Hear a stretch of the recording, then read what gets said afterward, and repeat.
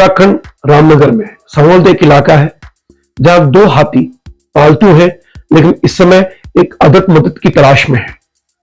दरअसल हुआ ये कि उनके मालिक की हत्या हो गई बिहार में। इमाम अख्तर नाम का यह मासूम सा आदमी, जिसने अपनी करोड़ों की प्रॉपर्टी इन दो हाथियों के नाम कर दी और इससे चढ़कर उसकी हत्या करवा दी।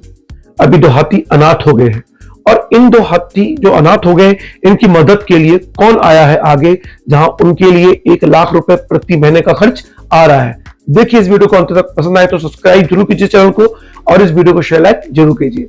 हाय मैं रवि के बिंदास बोल में आपका स्वागत है। और साथ में उस महिला नेता का इंटरव्यू आप सुन पाएंगे जो उस हाथी को अपनाना चाहती है और क्यों अपनाना चाहती है। ऐसी नेता उत्तराखंड की धरोहर बनने जा रहे हैं जिनके अंदर एक मासूम सा दिल है। सुनिए इस वीडियो को अंत तक। बात कर रहा हूं रानी और मोती की। तो मालिक की हत्या के बाद दो पालतू हाथी चारे के लिए मोहताज हो गए हैं। ऐसे में हाथों का पेट भरने के लिए लोगों से मदद की अपील की जा रही है। दरअसल पटना में जानीपुर इलाके के रहने वाले इमाम अख्तर हाथियों से विशेष लगाव रखते थे। उन्होंने बिहार में अपनी 5 करोड़ की 50 एकड़ जमीन हाथियों के नाम कर दी। बेटे ने एतराज किया तो उसे संपत्ति से बेदखल कर दिया। इस दौरान उन्होंने एरावत नाम से हाथियों के संरक्षण की संस्था बनाई। 2018 में रामनगर के सहोलदे गांव आ गए। यहाँ हाथी गांव बसाने की मंशा से 26 बीघा जमीन लीज पर लेकर मोती हाथी व रानी हथेली को पालने लगे। इस जमीन में 3 शहर हाथियों को निराने व चारे की व्यवस्था की गई। पिछले साल 3 नवंबर को इमाम को बिहार के दानापुर क्षेत्र में बदमाशों को गोली मार दी। हत्या के पीछे जमीन विवाद बताया गया। वन विभाग ने रामनगर के प्रकृतिविद इमरान खान को एरावत संस्था का कार्यकारी चेयरमैन बनने को कहा। ऐसा नहीं होने पर अब दोनों हाथियों को पालने में मुश्किलें खड़ी हो रही हैं।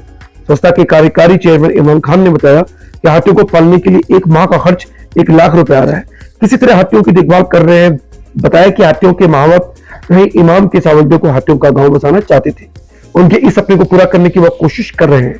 उन्होंने लोगों से अपील की है कि हाथियों की मदद के लिए जरूर आए। तो ऐसे में आई है हाथियों की मदद के लिए आगे भावना पांडे, जनता कल्याण पार्टी की अध्यक्ष। हमारे सामने आज मौजूद है भावना पांडे जी, जेसीपी जनता कल्याण पार्टी की अध्यक्ष। पिछली बार यानी 2022 के चुनाव में उन्होंने चुनाव लड़ने का प्रयास किया और कोशिश भी की, लेकिन उनके बहुत अच्छे उम्मीदवारों को भाजपा ने अपनी ओर हथियार लिया। लेकिन निराश नहीं है, 2027 की तरफ वो आगे बढ़ रही है।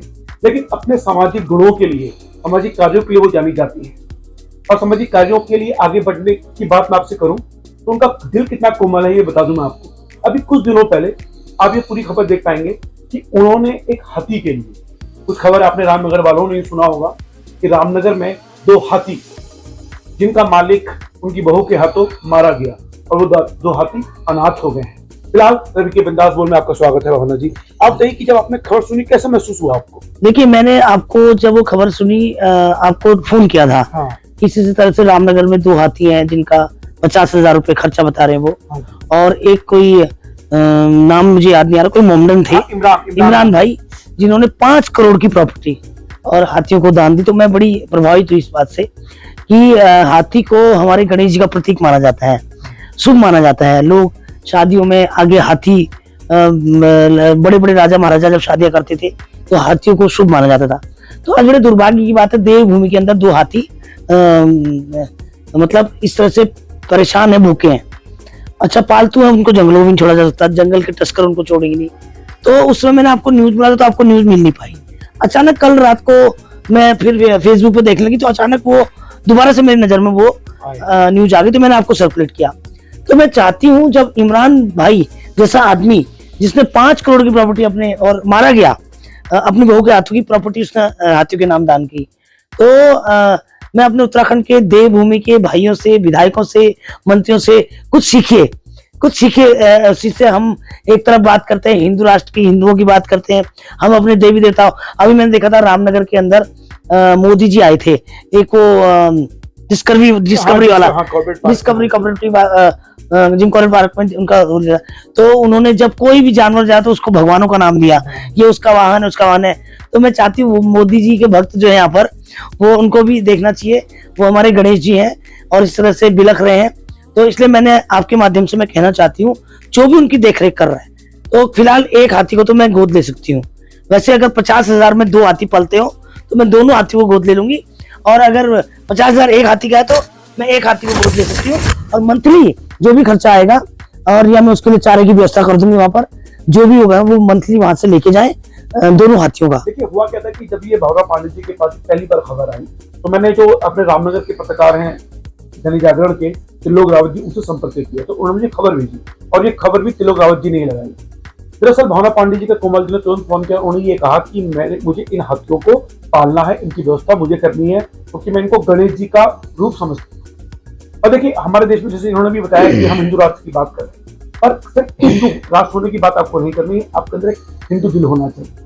आप जानवर के प्रति किसी से प्रेम करते हैं, मोदी का उदाहरण देख के उन्होंने बताने की कोशिश की है कि उन्होंने हर जानवर को एक नाम दिया हुआ है। तो ये हाथी जो अनाथ हो गए हैं उन हाथियों को ये गोद देना चाहती हैं। तो रामनगर में जो भी इस वीडियो को सुन पा रहा है वो अपने माध्यम से भावना पांडे जी संपर्क कर सकता है। डिस्क्रिप्शन पर मैं उनकी जगह का आपको लिंक दूंगा और व्यक्तिगत रूप से आप मुझे संपर्क कर सकते हैं कि उन हाथियों के चारे की व्यवस्था करना चाहती है। हालांकि उस समय इन्होंने ये भी कहा था कि आप कहना चाह रही थी कि उन हाथियों को मैं देहरादून लाना चाहता हूँ। हाँ मैं ले आऊंगी, मैं सरकार से अभी सुबोध उनियाल से कहूंगी भाई मुझे फॉरेस्ट की कोई जगह दे दे जहाँ पे हाथी रख लूं, मैं यही हाथी रख लूंगी। मालसी डियर पार्क के पास फॉरेस्ट की लैंड है, वो मुझे दे दे वो हाथी को रखने के लिए 2-4-5 बीघा जमीन, वहीं पर मैं रोज चारा उनको दे देती रहूंगी। जब तक हाथी जीवित रहेंगे तब तक मैं पालूंगी उनको। अगर हाथी रामनगर में ही रहे और उनका वहां पालन करके तो आप किस पर भरोसा करेंगे? क्योंकि आपने पैसा दिया, लोग तो खाने में पता लगा आपने हाथियों के लिए पैसा दिया, खा कोई और नहीं, मैं ऐसा नहीं करूंगी। मैं दोनों हाथियों को पालने का जो भी खर्चा आएगा डेली का, जहाँ से उनको खाने की जो भी चीज चाहिए मैं वो वहां से कलेक्ट कर ले और उसको पेमेंट में करूंगी। देखिए कितनी बेहतरीन बात कही इन्होंने ये कहा है कि मैं खाने का पेमेंट खाने वाले को दूंगी, यानी कि जहाँ से हमको राशन जाएगा मैं सीधे पैसा उसको नहीं दूंगा। और ये बहुत अच्छी बात है। और ये उदाहरण की बात मैं कर रहा हूँ कि जब सड़क में आपको कोई भिखारी भीख मांगते दिखाई दे तो आपको उसको पैसा नहीं देना है, आपको उसको खाना खिलाना है। और इनके माध्यम से बहुत अच्छी बात सामने भी आई। वैसे तो मैं चाहती हूँ कि वो हाथी राजधानी में आए ताकि लोगों को सबक मिले और पता चले कि हमारे देवभूमि के अंदर इतनी बेकदरी पालतू हाथियों की हो रही है और सीख मिलनी चाहिए इमरान भाई से। इमरान भाई का ही नाम ले रही है, वो इमरान जो मुसलमान होने के बावजूद जानवरों से इतना प्यार। और देखिए हालांकि हिंदू मुसलमान वाली बात ये नहीं, पर मैं कहना चाहता हूँ जब 5 करोड़ की प्रॉपर्टी उन्हें उन 2 हाथियों के नाम कर दी, हालांकि उनकी बहू ने बिहार में उनकी हत्या कर दी थी। तो फिलहाल आपको ये लगता है कि शायद सरकार आपकी इस अच्छे जो आपकी सोच है उस पर अमली जामा पहनाएगी और उन हाथियों को देहरादून में कहीं जगह दे पाएगी? देना चाहिए, क्योंकि मैं तो चाहती हूँ मैं चाहती हूँ कि मैं देहरादून में निजी फॉरेस्ट की जमीन है, मैं बता दूंगी हाथी को रखने की जगह तो चाहिए, एक महावत चाहिए, महावत को सैलरी मैं दे दूंगी। तो मेरे आंखों के सामने मैं खिलाऊंगी पिलाऊंगी तो पता लगेगा कि भाई हाँ वो ठीक ठाक खा रहे हैं। ऐसा ना हो कि भाई पैसा मैं दूं और उसका दुरुपयोग हो। वैसे प्रयास करूंगी, अभी किसके पास से मैं आपसे जानकारी लूंगी किसके पास वो हाथी है और मैं उनको चारे की व्यवस्था करूंगी। और वैसे मेरा मन है कि मैं देहरादून लाऊं उनको।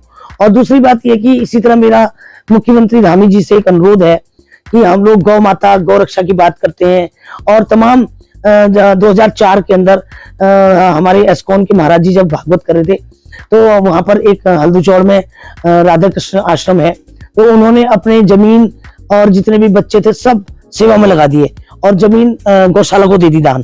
तो उन्होंने 4 गाय के लिए, उनके पास वाहन नहीं था तो उस समय 70,000 रुपए की एक गाड़ी आती थी, तो 40,000 रुपए कम थे तो मैंने उस समय दिए उनको आज से 2004 में। तो आज 1400-1500 गाय हो चुकी है। जितनी भी कोर्ट से छूटती गाय वहीं पहुंचा देते हैं, जितने थाने से छूटती गाय वहीं पहुंचा देते हैं, जितनी बीमार गाय हैं सब वही है।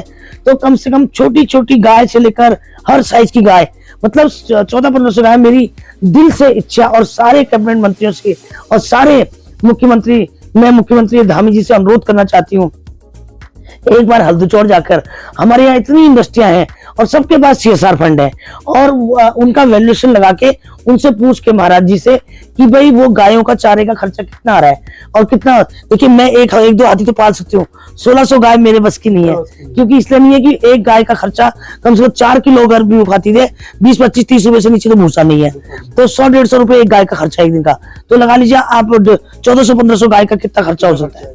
तो इसलिए मेरी गुजारिश है और पेपर मिल से और अशोक लेलैंड से मुख्यमंत्री चाहे निश्चित रूप से, मैं कैबिनेट मंत्री जितने हैं इनको एक पास करना चाहिए कि सरकार 8 रुपए देते हैं लोग एक गाय का, 8 रुपए में क्या होगा, उसके लिए तो पानी भी नहीं आएगा। आप गायों को पुट्टी भी देनी है, गायों को छाया में बांधना भी, उनके लिए लेबर भी चाहिए, उनका गोबर निकालने के लिए भी चाहिए और उनकी सफाई करने के लिए भी चाहिए, उनकी दवाई मलहम पट्टी के लिए भी चाहिए। तो मैं धामी जी से मैंने बार अनुरोध करना चाहती हूँ कि हल्दूचौड़ के अंदर 1400 गाय भूखी मर रही हैं और आप लोग गौरक्षा की बात करते हो, गौ कृषि की बात करते हो, तो मैं आपसे हाथ जोड़ के विनती है कि हल्दूचौड़ की गायों की सुध ली जाए। तो देखिए धामी जी से विनम्र निवेदन किया है उन्होंने कि हल्दूचौड़ की व्यवस्था के लिए। देखिए एक नेता, एक समाजसेवी जब इस तरह से जानवरों के प्रति अपनी भावना व्यक्त करता है तो ये अच्छे संकेत होते हैं समाज में अच्छे बढ़ने के लिए। तो हाथियों की बात करेंगे, 2-3 बार मैं रामनगर जाने वाला हूँ और सारी व्यवस्था होंगी, इनके पास मैसेज दूंगा। फिलहाल हाथियों की व्यवस्था भी हो जाएगी, गायों की व्यवस्था भी करनी पड़ेगी धामी जी को। मुझे बहुत अच्छा लगा भावना जी पांडे जी आपने इस तरह से निश्चित किया। और दूसरा मेरा एक अनुरोध और भी है। आज देखिए तमाम पहाड़ों में बंदर, और अभी आपने देखा एक बाघिन ने हल्द्वानी शहर में महिला को बिल्कुल तो आदमखोर जानवर हो गए हैं, क्योंकि इनका मांस भी खा जा रहे हैं लोग। इनको जो भूखे मर रहे हैं लोग, जो सरकारी इनको इनका भोजन है, इन जानवरों का भोजन भी खा जा रहे हैं लोग। जो अधिकारी खा रहे हैं, कौन खा रहे हैं, जो कि आता है कहाँ जाता है, फिर ये आदमियों को क्यों खा रहे हैं? जब इनको अगर तुम मांस नहीं दोगे या इनको पानी की व्यवस्था नहीं करोगे, इनको भूख, तो आदमी को खाएंगे। कुछ नहीं छोड़ा हमारे उत्तराखंड में लोगों ने। और मैं चाहती हूँ कि जितने भी आदमखोर इस तरह के बाघ हैं जो आए दिन महिलाओं को शिकार कर रहे हैं, महिला क्या करेंगी भाई? जंगल में लकड़ी लेने भी जाना है, गाय के लिए घास के लिए भी जाना है। तो इसी तरह बहुत सारी चीजें बंदरों का है, बंदरों के लिए कुछ ऐसा बनाना चाहिए। लोगों के खेत खलियान कुछ नहीं बचे पहाड़ों में। इवन देहरादून के अंदर आके देखिए, मैं अभी हल्द्वानी से कुछ बीज लेके आई थी, मैंने गोनियाल गांव में किसी से बोला ये लगा दीजिए, और पहाड़ी खीरा है पहाड़ी, उन्होंने बोला है बंदर खाते हैं। जब देहरादून सिटी में अगर आप एक पेड़ नहीं लगा सकते तो पहाड़ों में क्या हाल होगा? तो बहुत दुर्भाग्य है।